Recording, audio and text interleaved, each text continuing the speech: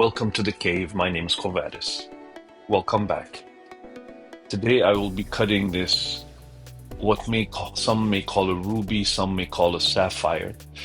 I got this parcel, a few of these from Australia. I purchased it from Australia. However, I believe these rubies, I will still call them rubies, are from Africa, most likely Madagascar.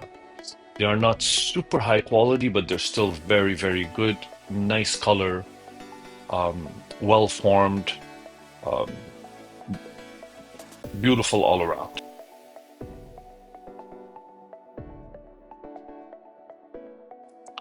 You can see the stone has a lot of inclusions, but you can also see the color is magnificent. I will be making a rectangular pyramid step cut, very simple cut. The stone is not very transparent. It is somewhat transparent, more translucent really, because of all the inclusions.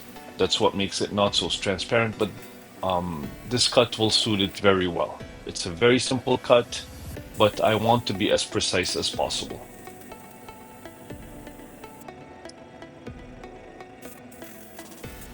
I'm cleaning the two ends a little bit just to see what's inside the stone so I can have a little better view of what's in it. And here you can see the color and you can see all the inclusions. Now there are these little black spots, which could be iron or some other mineral or metal. But a lot of it is inside on the surface. I'll try to remove as much as possible. Here I'm making space for the table so I can stick the dop as well and start cutting.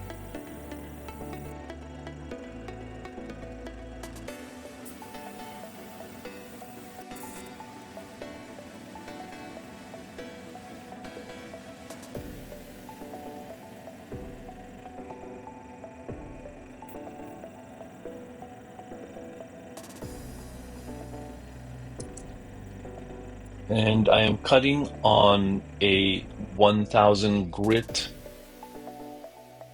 lap, somewhat used. Here I dopped the stone, put it in the machine, and we're gonna start cutting. First, I'm gonna start with somewhat of the outline of this one. I'm gonna try to get the outline, and later on I will cut the girdle. But I just want the outline to know exactly how far I'm gonna go. I don't want the stone to shrink too much because we started with around 13 carats, and I would like to keep as much as maybe half of that by the end because I want to make a very simple cut. I will be using my own homemade faceting machine, which I designed and built right here.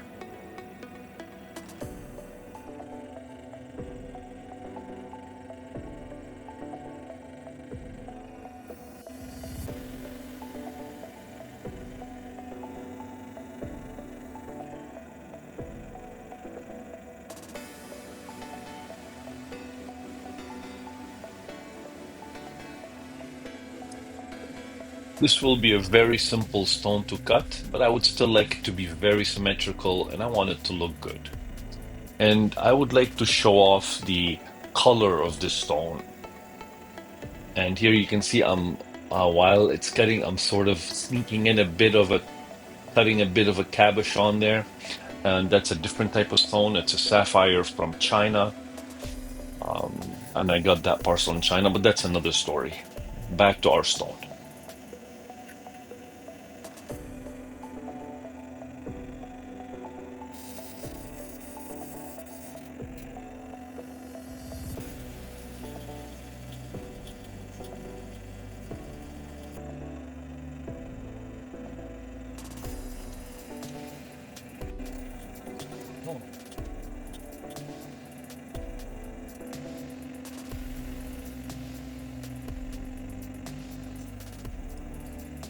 Cutting two stones at the same time is not a good thing.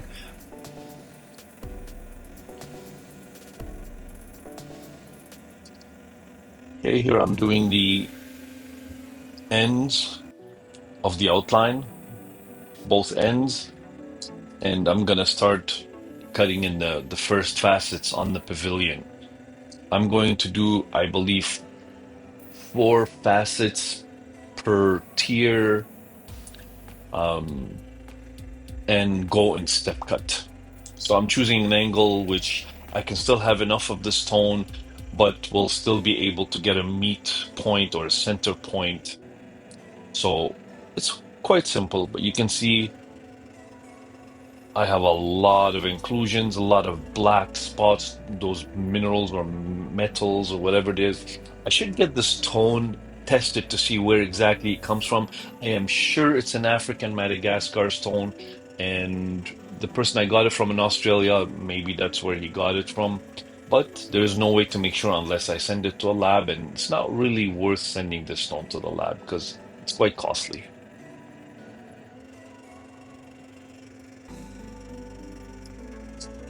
And I'm faceting and polishing each tier as I go. And this is the first tier. And look at the color. Oh my God, isn't it magnificent? That is a gorgeous color. That's why I'm saying it's a ruby, because that is within the realm of ruby. It's not pink enough. Well, some places they would call it a sapphire, but most places would call this, most people would call this a ruby still. And it's magnificent. I love the color. However, look at all these inclusions.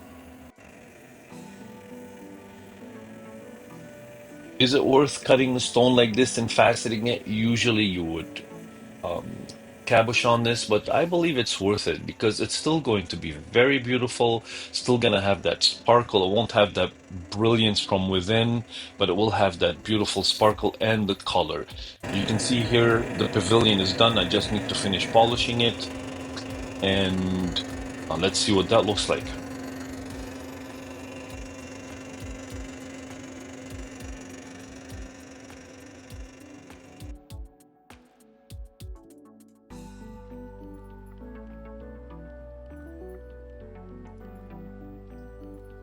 It's gorgeous. Even with all those inclusions, the color is gorgeous.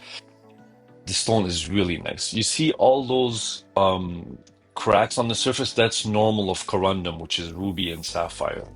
We're doing the transfer, DOF transfer. Let it sit and then come back. And here we are. And we're going to cut the crown and the table.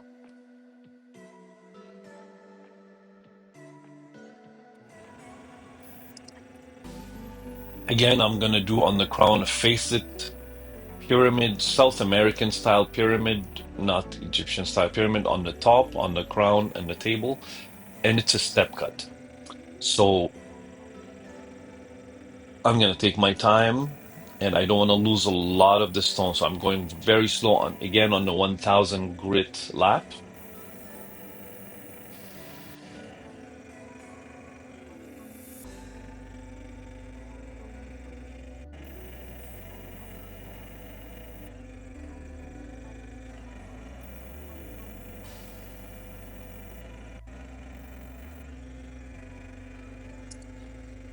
And when I cut deep enough, the edges will correct themselves, because then all the outside, whatever was there from the start will be gone, and the facets will be symmetrical and well aligned, as you can see.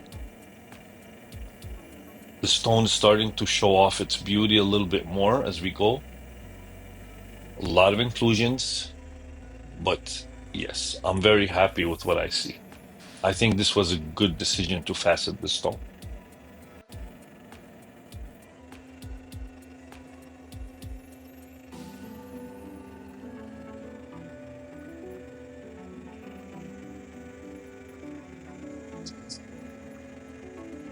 Again, you can see the colors coming through, and it's gorgeous.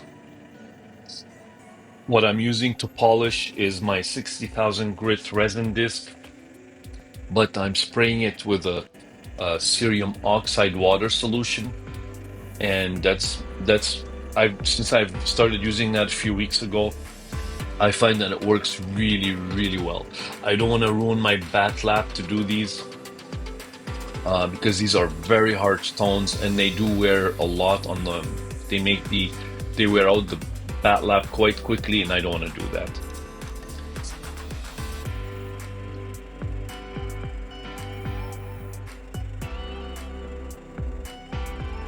I finished the first tier on the crown. Now I'm doing the second tier.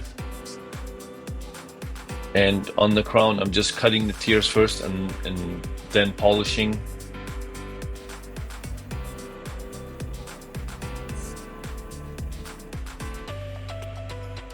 And it's turning out quite well. I'm very happy.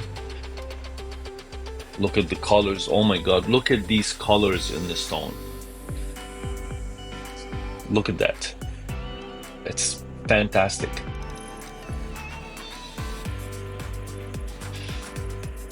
Now, stones like these, usually they come from Africa. I have someone I buy stones from in Australia, and I usually buy Australian stones from him, but I saw these and I thought when I bought them, I thought they were Australian. But when I got them, they are definitely looking like what I know is coming from Africa's. But again, maybe Australia has these. I don't know. I don't think so. Here I am aligning my 45-degree adapter so I can cut the table. Put the stone in and I will start cutting the table and then polish.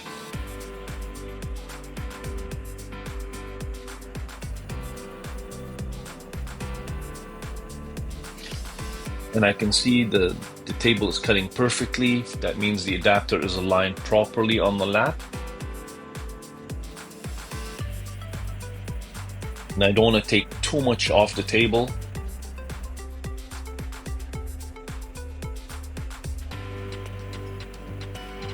I'm trying to remove as much of those dark spots as possible, but without taking too much, because they're all around in the stone. So I don't see if it's going to make a difference to completely remove them off the table. Also because they go in deep, not just on the surface.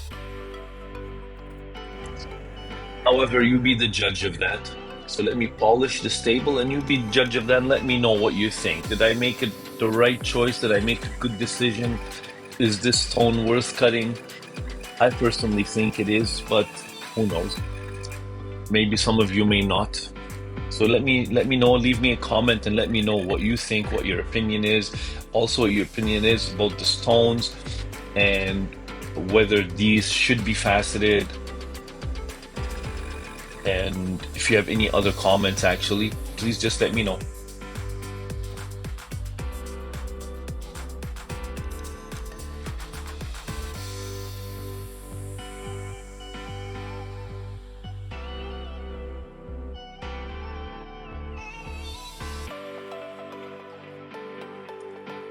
And we can see the stone is somewhat more on the transparent side than the translucent side, but it has a lot of inclusions and that takes away a lot of the transparency. The stone is 7.45 carats, so I ended up being correct in my what I wanted. And well, let's look at the stone, see what it looks like. Let's do the reveal.